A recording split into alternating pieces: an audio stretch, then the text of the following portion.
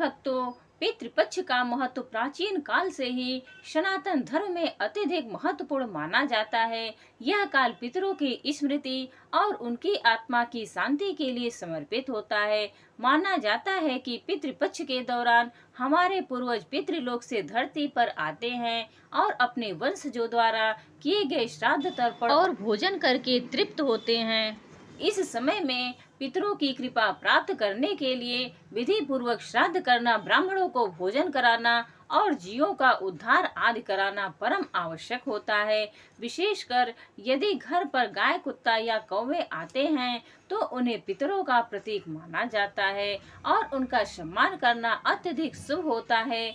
यह माना जाता है कि पितरों की संतुष्टि से घर में सुख, शांति और समृद्धि बनी रहती है।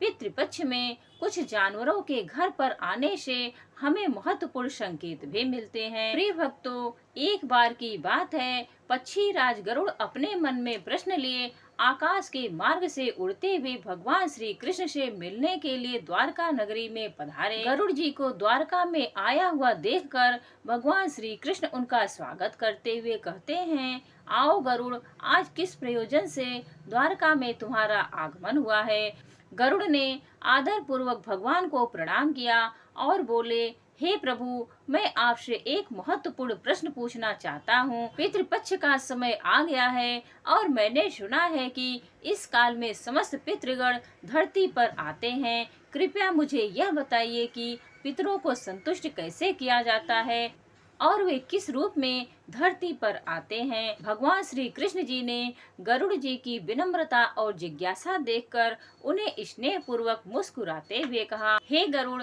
पितृपक्ष पूर्वजों की आत्मा को शांति और संतुष्टि देने का पावन समय होता है। इस समय में मनुष्यों के पितृ अनेक रूपों में धरती पर आते हैं।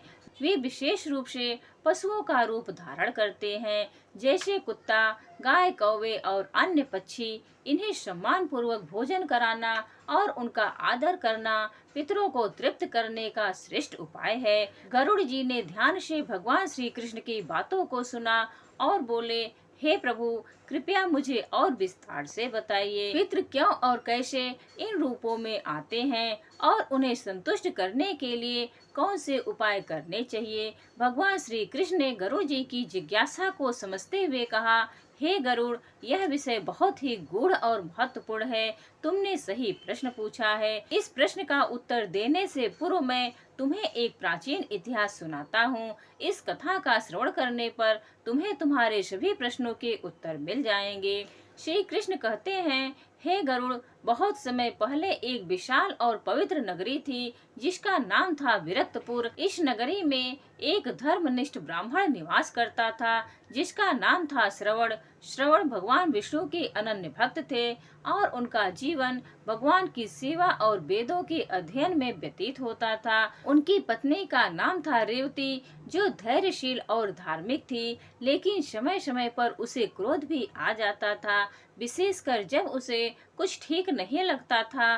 दोनों पति पत्नी अपनी साधारण जीवन शैली से संतुष्ट थे और नगर में उनकी ख्याति एक आदर्श दंपति के रूप में थी। दोनों का जीवन सुख समृद्धि से भरपूर था। उन्हें किसी चीज की कोई कमी नहीं थी, किंतु एक दिन उनके द्वारा पितरों का अपमान होने के कारण उन्हें अनेक दुख भोगने पड़े। श्री कृष्ण कहते हैं, हे गरुड़, अब आगे सुनो। मैं तुम्हें बताता हूँ कि किस प्रकार उस ब्राह्मण और उसकी पत्नी ने पितरों का अपमान किया और उन्हें उसका क्या दंड भोगना पड़ा। एक समय की बात है, जब पितृपक्ष का आगमन हुआ तब उस ब्राह्मण पति पत्नी ने अपने पितरों की शांति के लिए कई उपाय किए।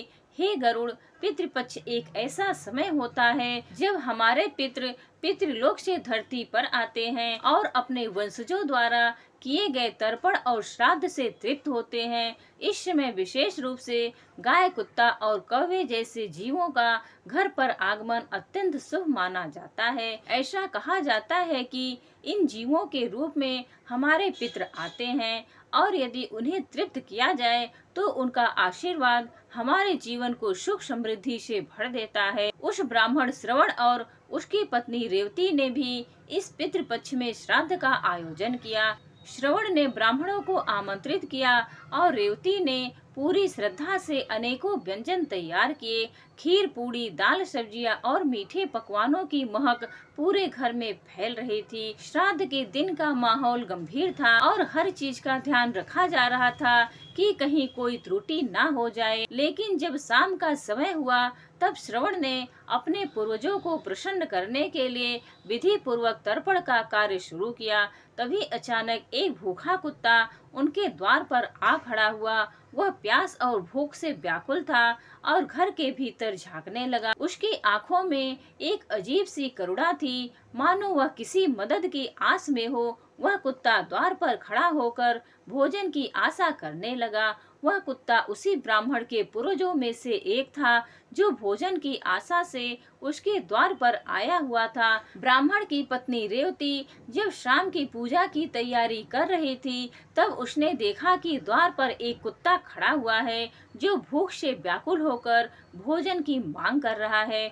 उस कुत्ते को देखते ही ब्राह्मण की पत्नी बहुत क्रोधित हो गई और चिल्लाते हुए अपने पति से बोली, हे स्वामी, देखिए यह कुत्ता कहाँ से आ गया है, इसे जल्दी यहाँ से भगाओ। आज श्राद्ध का दिन है और इसे यहाँ पर नहीं रहना चाहिए। कहीं यह भोजन को छू कर जूठा न कर दे, इसीलिए आप जाकर उस कुत्ते को घर से भगा दीजिए। फिर वह ब्राह्मण जल्दी से उस कुत्ते के पास आया और उसे भगाने लगा। उसने ध्यान भी नहीं दिया कि वह कुत्ता भूखा है और कुछ खाने को मांग रहा है। उस ब्राह्मण को उस कुत्ते पर जरा सी भी दया नहीं आई और उसने उसे भगा दिया।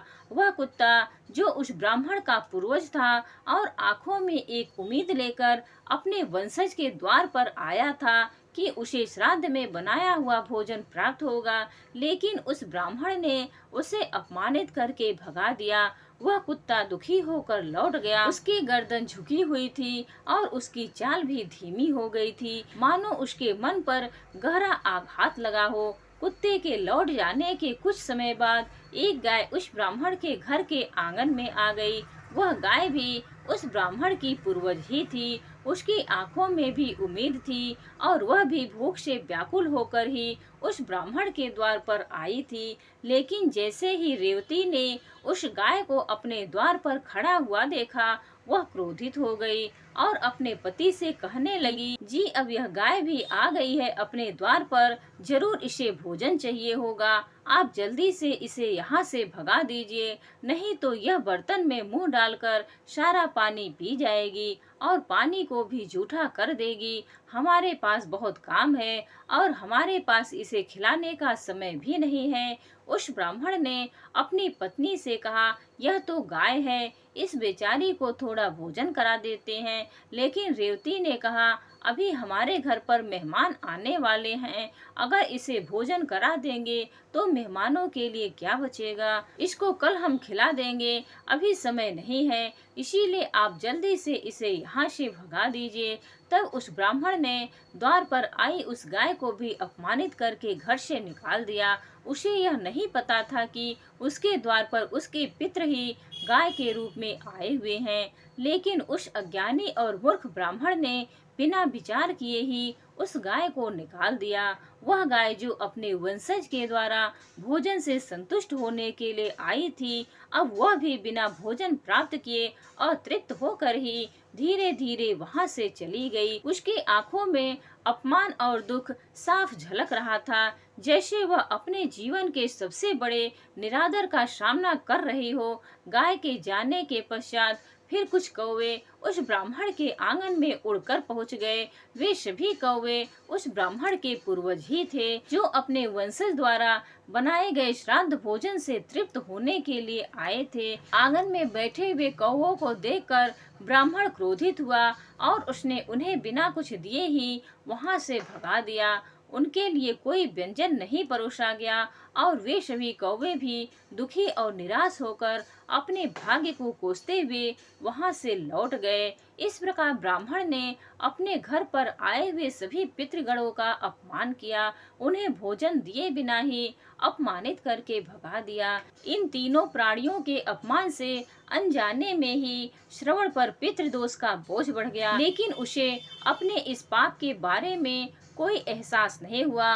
फिर उन्होंने अपने घर पर आए ब्राह्मणों का स्वागत किया और प्रेम से उन्हें भोजन कराया। अनेक प्रकार के व्यंजनों का सेवन करके वे सभी ब्राह्मण प्रसन्न हुए और उन्होंने उस ब्राह्मण और उसकी पत्नी को आशीर्वाद दिया। ब्राह्मण श्रवण ने भी सभी ब्राह्मणों को अन्न और वस्त्र का दान दिया और आदर पूर्वक उन सभी को विदा किया। इधर अपने वंशज के घर से अपमानित हुए सभी प्राणी, कुत्ता, गाय और कौवे गांव के बाहर वन में स्थित एक बड़े पीपल के वृक्ष के पास इकट्ठा हुए। उनके हृदय में अपमान और निराशा की गहरी छाया थी। वे सभी अतृप्त और दुखी मन से एक दूसरे से वार्तालाप करने लगे। सभी अपना अपना दुख बताने लगे। सबसे पहले वह कुत्ता अत्यंत दयनीय स्वर में बोला, मैं पूर्व जन्म में इस ब्राह्मण का पिता था। मेरा नाम वशिष्ठ था। आज मैं बड़ी ही प्रसन्नता से अपने पुत्र के द्वारा किए जाने वाले श्राद्ध भोजन को ग्रहण करने के लिए आया था। मैंने अपने जीवन में इसे पालने के लिए कितनी तकलीफें उठाई, इसे स्नेह से बड़ा किया, लेकिन आज जब मैं इसके घर पर भोजन करने के लिए आया था तब मैंने इसे कई प्रकार के संकेत दिए, लेकिन इसने सभी संकेतों को अनदेखा किया और इसने मुझे एक अजनबी की तरह भगा दिया। आज मेरे पुत्र ने मुझे ही अपमानित करके मेरी आत्मा को तृप्त किए बिना ही मुझे भगा दिया। इसी कारण से मैं दुखी हूँ। उसके बाद उस गाय ने अपनी पीड़ा व्यक्त करना शुरू किया। उस गाय ने कहा, मैं पूर्व जन्म में इस ब्राह्मण की माता थी। मेरा नाम सुदक्षिणा था। मैंने इसे अपने दूध से सींचा था। इसके लिए कितनी रातें जागी, लेकिन आज इसने मुझे तृप्त करने के बजाय अपमानित कर दिया। आज जब मैं इसके द्वार पर थोड़ा सा भोजन प्राप्त करने आई, मैंने अपने पुत्र को अनेक प्रकार के संकेत दिए, लेकिन वह संकेतों को समझ नहीं पाया और मेरे पुत्र और बहू ने मुझे अपमानित करके धक्के मारकर भगा दिया। इसी कारण से मैं असंतुष्ट और दुखी हूँ। गाय के बाद वे कौवे बोलने लगे, हम इसके पूर्वज हैं। हम श्राद्ध के समय पितरों के रूप में आए थे, पर इसने हमें कोई आदर नहीं दिया। हमारी भूख को नजरअंदाज करके हमें भी भगा दिया। इसीलिए हम भी अपने वंशज के द्वारा अपमानित और असंतुष्ट होकर लौट रहे हैं। इस प्रकार से तीनों प्राणियों ने गहरे दुख के साथ एक दूसरे की पीड़ा साझा की और अपने अपमान का अनुभव करते हुए वहां से चले गए। जैसे ही श्रवण के सभी पूर्वज पितृपक्ष में उससे रूठकर असंतुष्ट और अतृप्त होकर लौट गए, उस ब्राह्मण को भयंकर पितृदोष लग गया। श्री कृष्ण कहते हैं, हे गरुड़, जब मनुष्य अपने द्वार पर आए पितरों को असंतुष्ट करता है, उसे अपमानित करता है, तो निश्चित ही पितृदोष का सामना करना पड़ता है। पितृदोष के प्रभाव के कारण मनुष्य के जीवन में अनेक विपत्तियां आती हैं। अपने पूर्वजों का अपमान करने के कारण श्रवण के जीवन में विपत्तियों का अंबार लगने वाला था, लेकिन श्रवण को अभी तक इस बात का एहसास भी नहीं था। श्रवण पर पितृदोष का असर तुरंत दिखने लगा। उसके घर में लगातार विपत्तियां आने लगी। पहले उनके शरीर में अजीब बीमारियां उभरने लगी, उनका स्वास्थ्य गिरने लगा और हर दिन वह कमजोर होते गए। रेवती भी इस बात से परेशान थी। एक दिन उसने चिंता से पूछा, हे स्वामी, ऐसा क्यों हो रहा है? घर में सुख शांति का नामो निशान नहीं है। हर दिन कोई न कोई नई विपत्ति आ जाती है। क्या हमने कोई पाप किया है? फिर श्रवण ने दुखी मन से कहा, हे प्रिय, पता नहीं किस पाप का फल हमें भोगना पड़ रहा है। अवश्य ही मेरे द्वारा कोई अनुचित कार्य हुआ है, जिससे देवता हमसे रुष्ट हो गए हैं। फिर कुछ दिनों बाद रेवती गर्भवती हो गई और कुछ ही महीनों में उसका गर्भ भी गिर गया, जिससे वे दोनों पति पत्नी बहुत दुखी और भयभीत हो गए। रेवती ने अपने पति से कहा, हे स्वामी, कहीं हमारे द्वारा श्राद्ध पक्ष में कोई भूल तो नहीं हुई है? कहीं हमारे द्वारा पितृदेव असंतुष्ट तो नहीं हुए? यह सभी दोष तो मुझे पितृदोष के ही दिखाई पड़ रहे हैं। श्रवण ने भी सोचा, मुझे भी नहीं पता। रेवती, हमने तो श्राद्ध का आयोजन पूरे विधि विधान से किया था, फिर भी हमारे ऊपर यह कष्ट क्यों आ रहा है। इसके बाद उनकी संपत्ति धीरे धीरे नष्ट होने लगी, व्यापार ठप हो गया और कर्ज का बोझ बढ़ने लगा। घर में दिन प्रतिदिन अशांति बढ़ती गई, हर तरफ निराशा और परेशानी छा गई। घर में बढ़ती परेशानियां और संकटों से दोनों ही उदास और दुखी रहने लगे। उनके मन में भय सताने लगा और वे कोई भी शुभ कार्य करने से डरने लगे। एक दिन रेवती ने कहा, हे स्वामी, हमारे जीवन में दुख किस कारण से आया है?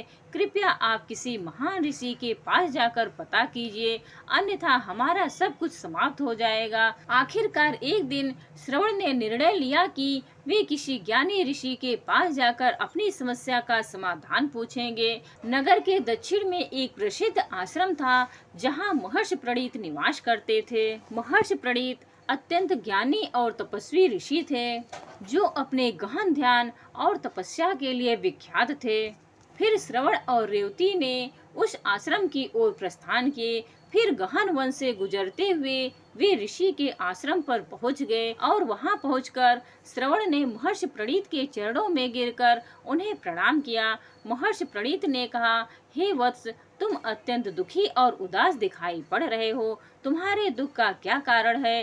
तब श्रवण ने अपना सिर झुकाकर विनम्र स्वर से कहा, हे ऋषिवर, मैं अनेक कष्टों से घिरा हुआ हूँ। पहले हमारा जीवन सुखमय था, पर अब हमारे ऊपर लगातार विपत्तियां आ रही हैं। हमने जीवन में कभी कोई पाप नहीं किया, कभी कोई अनिष्ट और अशुभ कार्य भी नहीं किया है, किंतु फिर भी हमारे ऊपर अचानक से यह संकट कैसे आ गया?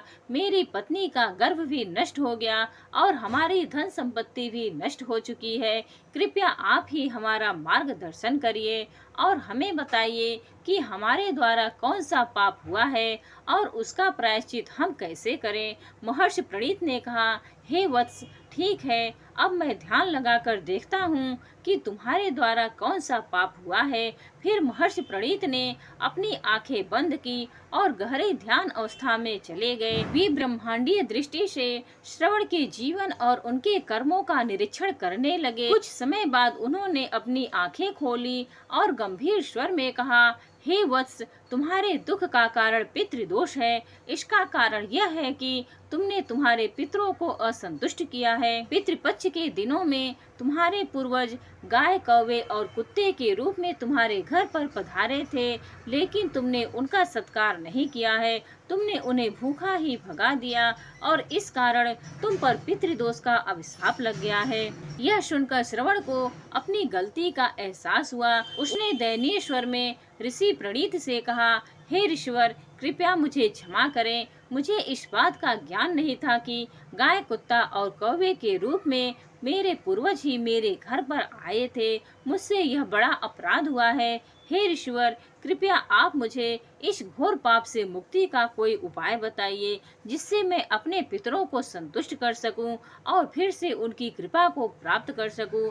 महर्षि प्रणीत ने स्नेह पूर्वक कहा, हे वत्स, अगले पितृपक्ष में तुम्हारे पितृ फिर से आएंगे। इस बार उनका प्रेम पूर्वक सत्कार करना, उन्हें तृप्त करना, तभी तुम पितृदोष से मुक्त हो सकोगे। श्रवण और रेवती ने महर्षि प्रणीत की बातों को ध्यान से सुना और उन्हें प्रणाम करके अपने घर लौट गए।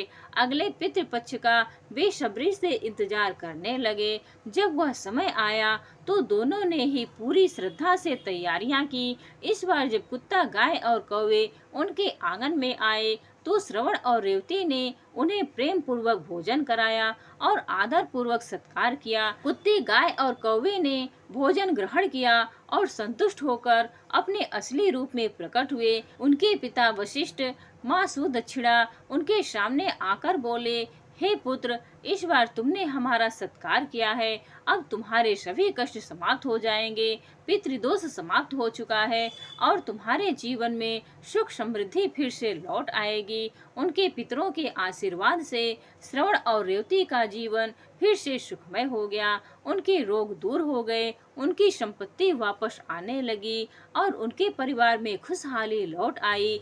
भगवान श्री कृष्ण ने अंत में गरुड़ जी से कहा, इस प्रकार गरुड़ पितृपक्ष में पितृ विभिन्न रूपों में हमारे घर आते हैं। हमें उनका आदर करना चाहिए, उन्हें तृप्त करना चाहिए, तभी वे हमें आशीर्वाद देकर हमारी समस्याओं का समाधान कर सकते हैं। पितरों का आदर न करने से पितृदोष का सामना करना पड़ता है, जो जीवन में अनेक कष्ट लाता है। गरुड़ जी ने भगवान के इस उपदेश को गहराई से समझा और उनके चरणों में सिर झुकाकर आशीर्वाद लिया। उन्होंने इस ज्ञान को अपने हृदय में सजो लिया और मन ही मन संकल्प किया कि वे पितरों का हमेशा सम्मान करेंगे। इस प्रकार भगवान श्री कृष्ण ने गरुड़ जी को पितरों का महत्व और उनके संतुष्ट होने के उपाय सिखाए। तो प्रिय भक्तों, उम्मीद है आज की यह कहानी आपको पसंद आई होगी। राधे राधे।